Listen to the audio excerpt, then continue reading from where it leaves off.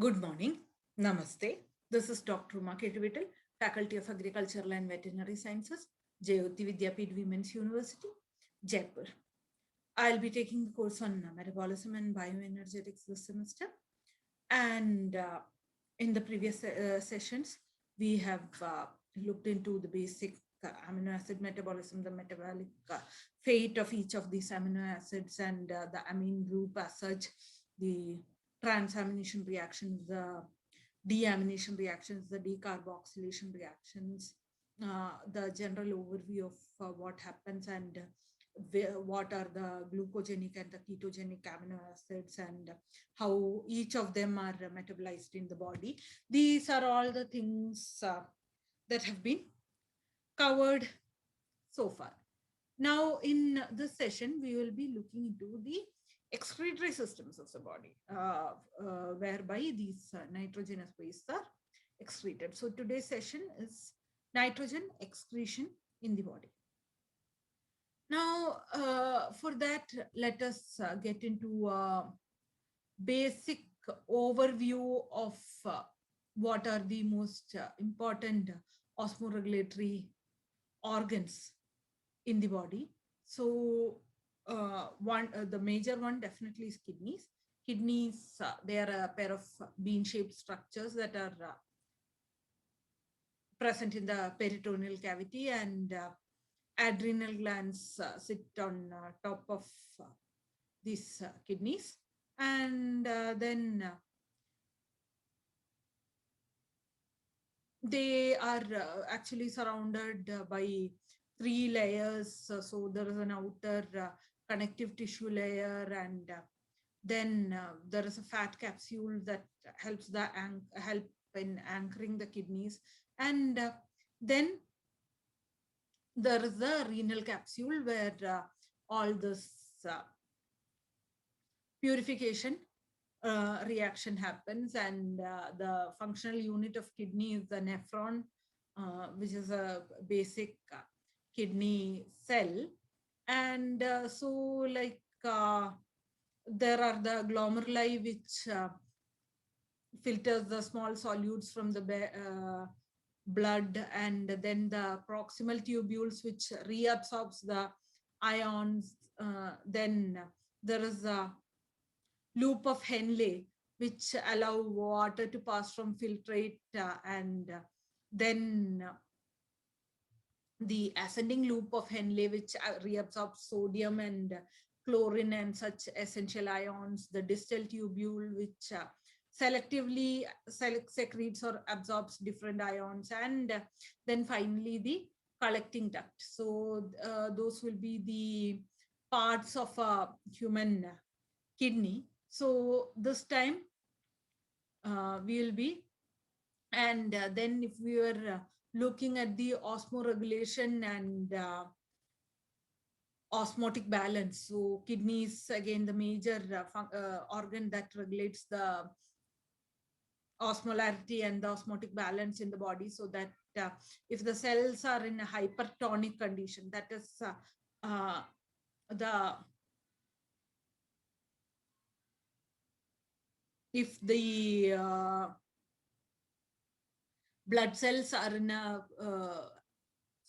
in a solution that has got a higher solute concentration than the inside of the cell, then they will shrink, because water tends to move from inside to outside. And if it is in an isotonic condition, then only they will be able to maintain that proper ovular structure. If the solution is hypotonic, that is, there is excess of water, then the blood cells will burst. So the osmotic regulation, the maintenance of the osmotic balance is one of the major functions of the kidney. But then kidney also keeps the nitrogen excretion. So the major form of excretion for our body is of nitrogenous waste is in the form of urea, and to certain extent in the form of ammonia. So there are other organisms that will be excreting nitrogenous waste in other forms, such as uric acid and ammonia acids. So we will look into the various types of excretion systems, like there are the flame cells in the planaria and worms of nephridia, but they are all essentially something that is like they are all essentially doing the same thing, the removal of the nitrogenous waste from the body. So like as you know, there are the four major macromolecules in the body: the proteins, carbohydrates, lipids, and nucleic acids. And out of that, proteins and nucleic acids are the ones that contain nitrogen. And so they are the molecules that we will be interested in when we are looking into the nitrogen excretion in the body. So like the carbon, hydrogen, and oxygen are extracted and stored in the form of carbohydrates, fats, glycogen, and but there is no form of nitrogen storage in the body. So excess nitrogen is excreted from the body, and as I had told, they'll be mostly in two forms. The nitrogenous waste initially form ammonia, which raises the pH of the body fluids, but this formation of ammonia itself requires energy in the form of ATP, and then it requires a large amount of water, because ammonia in itself is highly toxic to the biological system. And so there are these organisms which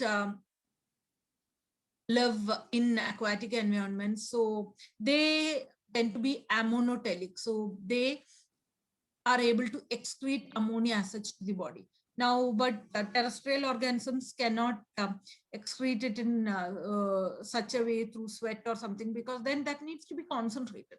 And if you are having ammonia in a concentrated form, then that is going to be extremely toxic to the body. So the only place in the human body where ammonia is actually produced, as in like where it is not immediately converted into something else, is the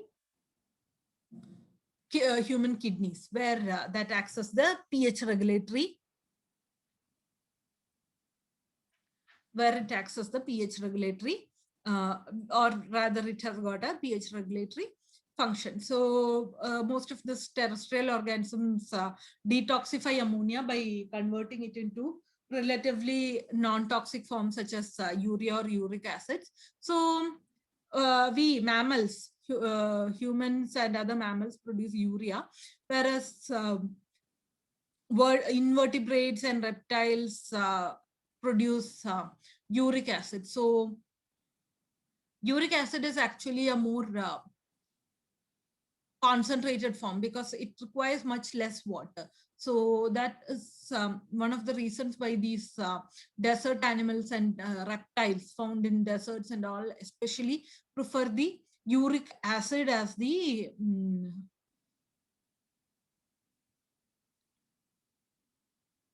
form of the excretory method. So then if we were to look into the ways by which nitrogenous waste is managed in the terrestrial animals, so the first one and the most important one is the urea cycle. So we will give an introduction about the urea cycle in this session, because urea cycle will be handled in detail in the next two sessions. So this urea cycle is the primary mechanism by which mammals convert ammonia to urea. So if we were to look into the base reaction, so 2 ammonia plus carbon dioxide plus ATP plus water. So this is a highly energy intensive process which requires 3 ATP for the conversion of 2 ammonia into 1 urea. So because urea is actually CO linked to NH2 groups on 2 sides. So that is what urea is. So then actually for this case, this formation of 1 molecule of urea requires 3 molecules of ATP and 2 molecules of ammonia. So there are like 5 major enzymes. So starts from ornithine that we had actually covered that ornithine is also a major big starting point for the formation of putrescine, that is a biogenic amine. And then this carbamoyl phosphate synthetase will produce carbamoyl phosphate, and that will be converted into citrulline by combining with ornithine by the use of ornithine transcarbamylase. And then there's the arginosuccinate synthase, and then the arginosuccinate lyase. So it is from this L-arginine that is formed that ornithine is regenerated by the removal of urea from it. So that is essentially the urea cycle.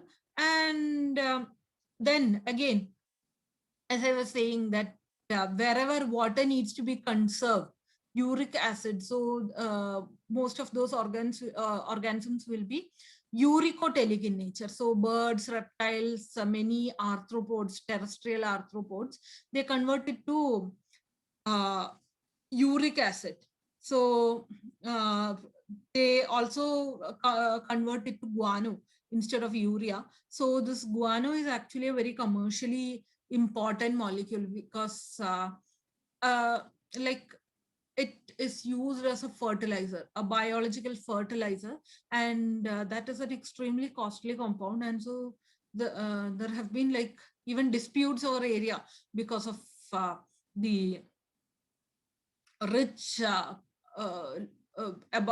because it was rich in guano, because like birds or other bats or rodents or such animals have like been like living over there for such huge amount of time that so much of guano has accumulated over there, and then that can be collected and sold as a fertilizer without much processing required. So that is another thing. So like now this is what, like ammonia is NH3 and urea is simple compound, 2 ammonia to NH2 linked to a C double bond O.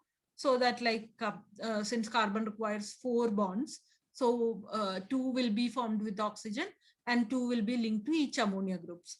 And then but uric acid is a highly compact molecule. It has got a ring structure, and so like uh, the production of that is much more energy intensive, but requires much less water. Like in the reaction for the urea production, I had told that formation of one molecule of urea requires one water molecule. So the uric acid synthesis doesn't require this much of water. So that is the advantage, or rather the water will be released. So that is one of the advantages why the terrestrial arthropods and rodents and birds which need to conserve water have become uricotelic. So also mammals use uric acid crystals as antioxidants, but if it is like too much in the body, we also produce uric acid to a certain extent. So but if there is too much uric acid, then it forms kidney stones and also something known as gout, where uric acid crystals accumulate in the joint. So then we have to reduce the amount of nitrogen in the food. And like example, tea, coffee, chocolate, xanthines, they all, tomatoes, they all will have to be actually avoided by people with gout and kidney stones. So that will be a summary of nitrogen excretion. But then the part where the ammonia excretion in the body happens. So if we were to look into the ammonia excretion in the body, so actually as I was saying, kidneys have the central role in the acid-base homeostasis of the body. And it is through these kidneys that ammonia excretion happens. So if we were to look into the ammonia metabolism as such, so it is requires the integrated function of multiple portions of the kidney, and renal ammonia excretion almost entirely reflects on the intrarenal ammoniogenesis. So the ammonia produced in the other parts of the body are actually added to glutamine as a form of alanine glutamine cycle, and this glutamine transports it to liver, where it is converted into urea. So ammonia production as such occurs only within the renal tubules, and from there it's either directly excreted or used as a regulatory agent for the pH homeostasis in the body. So then that means that how much like blood is coming by the arteries into the kidney, that will have lesser amount of ammonia as compared to what blood is leaving the kidney, because ammonia is generated as such in the kidney and then released into the bloodstream as and when required in order to maintain the pH homeostasis of the body. But otherwise, ammonia is also excreted as a part of the urine, whatever excess ammonia is produced. But this ammonia production as such is in very small quantities only. And so it's, we are not exactly a monotelic organisms, we are ureotelic organisms. So we'll be producing it in the form of urea, and the major excretory product, the major source of nitrogen excretion is urea in our body, and the source of the site of urea production in the body is liver. So we will be looking into urea cycle in the next session. So please go through the various means of nitrogen excretion in the body of various organisms, the ammonotelic, the ureotelic, and the uricotelic organisms, the structure of urea and of uric acid, and we will be looking into the various steps and regulation of urea cycle, the production of urea inside the liver, in the next session. That'll be all for this session. Thank you. Have a nice day.